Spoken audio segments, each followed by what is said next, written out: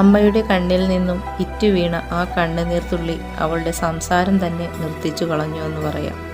പിന്നെ അവൾ അമ്മയ്ക്കരികിലേക്കിരുന്ന് അമ്മയുടെ കണ്ണുകൾ തുടച്ചു. ആ കവിളിൽ രണ്ടിലും മാറി മാറി ഉമ്മ വെച്ചുകൊണ്ട് അവൾ പറഞ്ഞു, അമ്മയുടെ കണ്ണു നിറഞ്ഞാൽ പിന്നെ ഈ ശ്രീകുട്ടിക്ക് ഒന്നും പറ്റില്ലമ്മേ. അതുകൊണ്ട് നമുക്ക് കണ്ണുനീർ വേണ്ട.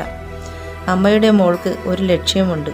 അതിന് എൻ്റെ അമ്മ എന്നോടൊപ്പം എന്നും ഉണ്ടാവണം. എൻ്റെ അമ്മ കൂടെയുണ്ട് എന്നത് മാത്രമാണ് ഞാൻ കാണുന്ന സ്വപ്നങ്ങളെല്ലാം നേടിയെടുക്കണം എന്ന ചിന്തയിലേക്ക് എന്നെ കൊണ്ടുപോകുന്നത്. അതുകൊണ്ട് അമ്മ വിഷമിച്ച് അസുഖം കൂട്ടരുത്.